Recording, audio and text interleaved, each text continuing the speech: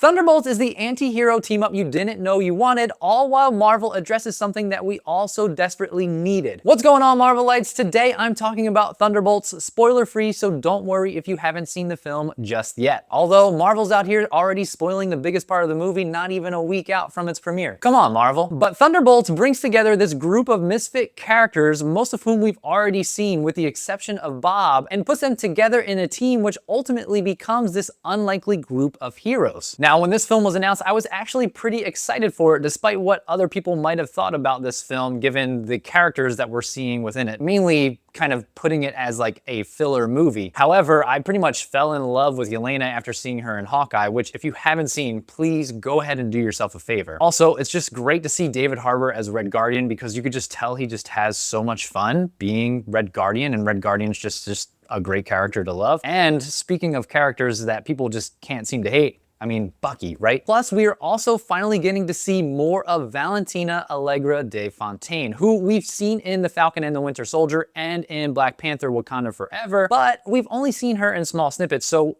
to finally see her in a bigger role within the MCU, I was pretty excited to see what they were going to do with her character. So our group of misfit characters within Thunderbolts are not facing the stakes of saving the universe or stopping this extraterrestrial threat. Each character is actually battling their own demons, how they perceive themselves, as well as how they're dealing with how society perceives them, and how all of that affects how they interact with the people around them. And I gotta say, I'm really loving that Marvel is diving headfirst into these topics that we as a society don't always talk about that much because it's kind of deemed as taboo, but I'm loving that we're seeing this in Thunderbolts, and I'm loving what they touched upon in Daredevil Born Again. Now, before we dive further into the film, if you're liking what you're seeing and you want more Marvel content, make sure you hit that like and subscribe down below. It just helps support the channel. Now, you could argue that this film primarily focuses on two characters, and that is Yelena and Bob. Florence Pugh as Yelena is just absolutely magnetic. She does an amazing job playing this character, and you could tell that she has a lot of fun. And the character herself is written very well. And I almost want to say, after seeing Florence play Yelena in Thunderbolts, that we could have an argument for her pretty much leading the MCU into the future. Florence Pugh goes through a range of emotions within this film, but you could tell that she mainly focused on the character's depression, and she does a really good job getting that across on the screen. And that's because Yelena is dealing with the loss of her sister, not once, but twice. And now she just feels lost and alone in this entire world, and she's trying to figure out what her place is. We also learn that Bob has a lot of trauma of his own, and in fact, he ultimately opts for this trial medical procedure as almost like this last-ditch effort to make himself more likable and accepted by others. And even though it's quite subtle, it really hits hard just to see how far people will go to be liked and accepted by other people. And it's really a reminder of how self-worth is shaped by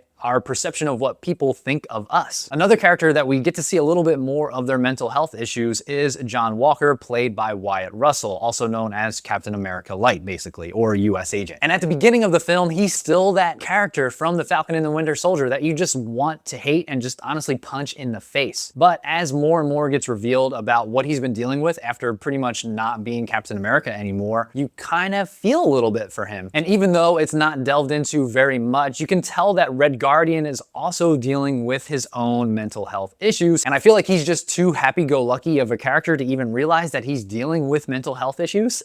But we also even get a glimpse into Valentina's past, which was a little interesting and honestly unexpected, but we kind of learn a little bit more as to why she is seeking so much power. But again, this entire Thunderbolts team is dealing with their own mental health issues and demons, and the way that we see them handle that is done in a very interesting way, because not only is it done through the storytelling, but it's also done through, say, the color palette throughout the entire film, where it's pretty much muted. We have this kind of like very gritty style of storytelling and camera work and just colors. And even through the camera work, where we have a lot of close-up camera angles and shots that almost makes you feel like you're part of the group. And while there are a lot of emotional sections, which I gotta be honest, I probably haven't teared up this much since Guardians of the Galaxy 3, there is a lot of good action scenes with practical effects, which just make it seem way more real. So there's not a lot of reliance of CGI within this film. But I also feel like the emotional aspects of this film were offset by a lot of kind of well-taken humor with a lot of very subtle one-liners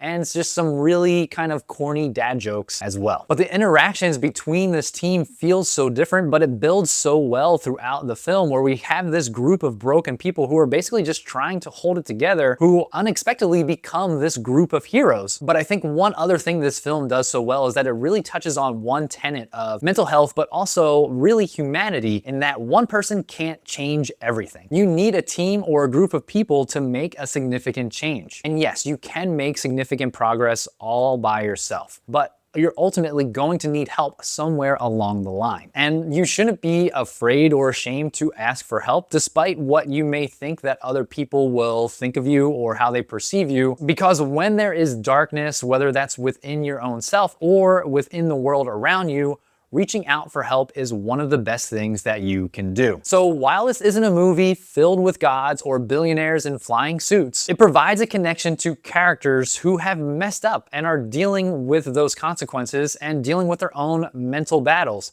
just like you and I. Which is why I think this movie really resonated with myself, and from what I can tell from discourse online, is resonating with a lot of other people who have seen this film. Which is why I definitely think this movie is something that the world definitely needs to see and definitely needed at this time, especially given what's going on in the world right now. But I also feel like this was very much needed for the MCU just in general, to get back to this character development and grounded kind of movie and storytelling. So in my opinion, this is easily probably a top 10 MCU film for myself, and I'm definitely going to give this 5 out of 6 Infinity Stones. Let me know what you thought about the movie, drop a comment down below, and again, if you're liking what you're seeing and you want more Marvel content just like this, make sure you hit that like and subscribe. Don't forget to hit the notification bell so you don't miss my next video, and until then, Excelsior.